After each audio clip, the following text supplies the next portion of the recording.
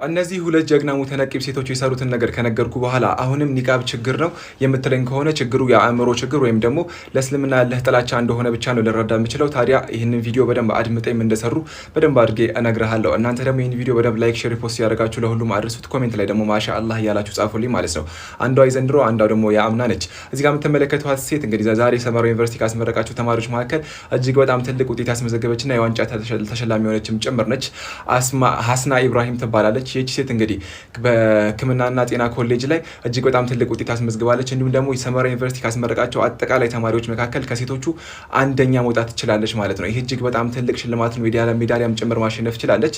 እጅግ በጣም አስደሳች ውጤት አስመዝግባ ሰመራ ዩኒቨርሲቲ ሙተነቂብ ሴቶችን ሁሉንም ያኮራ ነገር አሳክታለች ነው የምልህ። ታዲያ ኒቃብ አእምሮን አይሸፍንም፣ ኒቃብ ፊትን እንጂ አእምሮን አይሸፍንም ስትባል ልትሰማ ይገባል ሀቢቢ። እችኛዋ ደግሞ አምና ከወሎ ዩኒቨርሲቲ ተመርቃ የነበረችዋና ሁለት ዋንጫዎችን ያሸነፈችው እንዲሁም ደግሞ የሜዳሊያ ተሸላሚ የነበረችው ዚክራ ሳኢድ ትባላለች። ታስታውሳት እንደሆነ ታስታውሳ፣ ካልሆነ ደግሞ ልንገርህ ብዬ ነው ያመጣሁልህ። እቺ ሴት እንግዲህ ጠራርጋ ነበር ሁሉ ነገር የወሰደችው። ሁለት ዋንጫ ነው እየነገርኩህ ያለሁት። ኒቃቢስቷ ሴት ሁለት ዋንጫ በትምህርት ዘርፏ አሳክታ ወሎ ዩኒቨርሲቲን አኩርታ ነበረ። ኒቃቢስቶችንም ሁሉንም ያኮራ ውጤት ነበረ ያሳካቸው የነበረችው። ታዲያ ዚክራ ሳኢድም ሆነ ሀስና ኢብራሂምን ከተመለከትክ በኋላ አሁንም ድረስ ኒቃብ ችግር ነው፣ ሙስሊም ሴቶች ኒቃብ ለብሰው ሊማሩ አይገባም፣ ኒቃብ እንዲህ ነው የምትል ከሆነ ችግርህ አንተ ያለው ምንድነው? እዚህ ጋር ነው፣ አእምሮ ጋር ነው ችግር ያለው ወይም ደግሞ ጥላቻን ያወራህ ማለት ነው።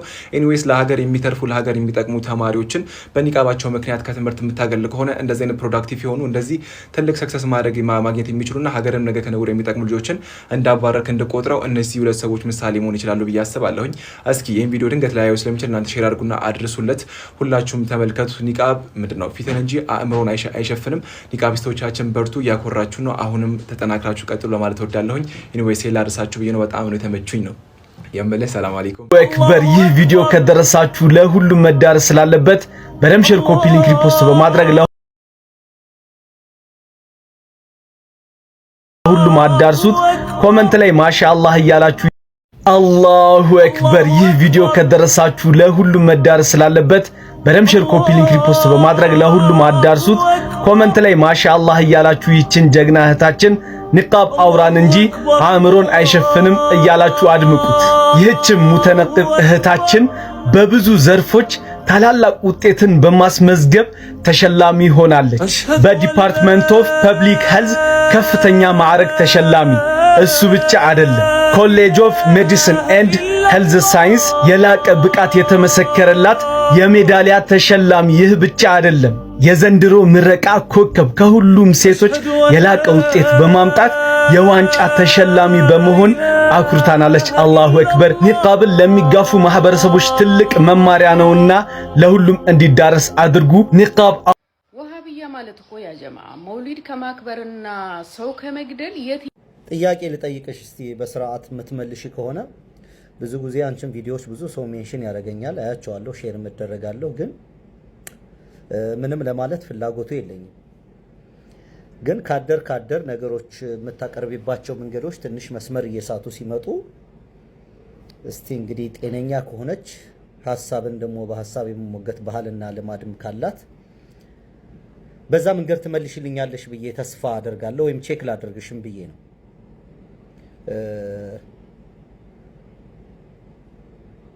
ካንቺ ብቻ ሳይሆን አንዳንድ ሃይማኖተኞች ወይም አብዛኛው ሃይማኖተኞች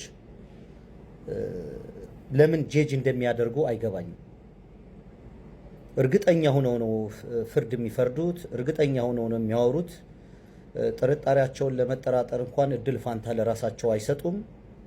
አሁን በቃ አንቺ በምትናገሪው ነገር እርግጠኛ ነሽ፣ ሌሎችም ባንቺ ላይ በሚሰሩት ነገር እርግጠኛ ናቸው። አብዛኛው እዚህ ማህበራዊ ሚዲያ ያላችሁት እርስ በራስ ከመኳነንና ከመካሰስ ከመሰዳደብ ውጭ ለምንድን ነው በቁም ነገር የማትመካከሩት? ለምንድን ነው በቁም ነገር የማትመካከሩት? አሁን አንቺ በምታራምጅበት መንገድ ሌሎችን በሚያራምዱበት በዚህ አይነት መንገድ እውነት ፈጣሪ ነው ከናንተ ጋር አብሮ እየሰራ ያለው አክት እያደረገ ያለው? አሁን ባንቺ ስሜትሽን ነው እያስተናገርሽ ያለሽው? ጥላቻሽ ነው ባንቺ እያወራ ያለው ወይስ የእስላማዊ ዕውቀትሽ ነው? ዕውቀት እንዲህ ከሆነ እኔ ባፍንጫ ይወጣብኝ። ዕውቀት አንቺን ለመጥላት፣ አንቺን ለማዋረድ፣ አንቺን ለመስደብ፣ ሌሎች ወንድሞችሽ ላይ እጅ ለመጫን ከሆነ ጥቅሙ ምንድን ነው? አሁን መውሊድ ማክበርን ሐራም ነው ሐራም አይደለም ወደሚለው ወደ ግል ሐሳብሽ እኔ መግባት አልፈልግም። ወዛ አይመለከተኝም። ማያከብሩትንም አልቃወምም። እንደ ግል እይታቸው ይንቀሳቀሱ ብዬ ነው ማምነው። እኔ በግሌ እኔን ከጠየቅሽኝ በማንም ሰው እይታ ላይ ጄጅ አላረግም። በእይታው ላይ ግን የኔን እይታ አድርገ በመጫወትና በመነጋገር በመወያየት ግን ማምን ሰው ነኝ። መወያየት ካልፈለገ ደግሞ የኔን እውነትና የኔን እይታ ልጭንበት አልፈልግም። እሱ የያዘውን እይታ ደግሞ ጄጅ አላደርግም። አሁን አንቺ መውሊድ ከሚያከብሩ ይልቅ ሰው መግደል እንዴት ለምን እንደዚህ እንዴት ጄጅ ወንጀል እኮ ነው የተናገርሽው።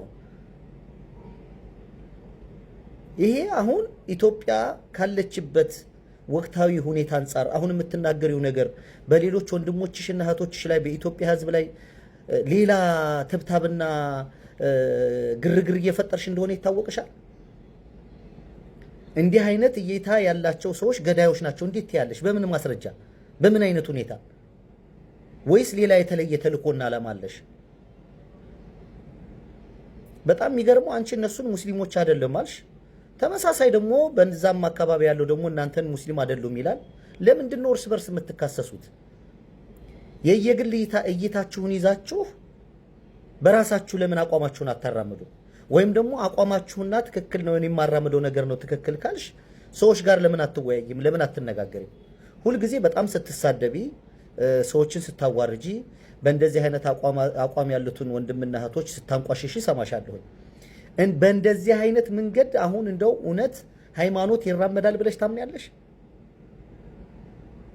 ለምንድን ነው የግል ጥላቻችንና ስሜታችንን ንቄታችንን የአላህ ንግግር አድርገን ለምንድን ነው የምናቀርበው?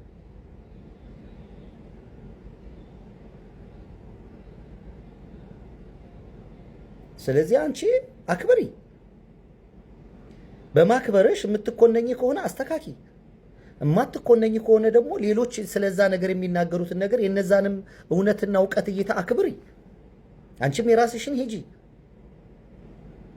ግን በግራና በቀኝ ሆነን ከምንጠባጠብ ይልቅ መሀል ላይ ለሁላችን ዳኛ ሆኖ የቀረበ ቁርአን የለም እንዴ?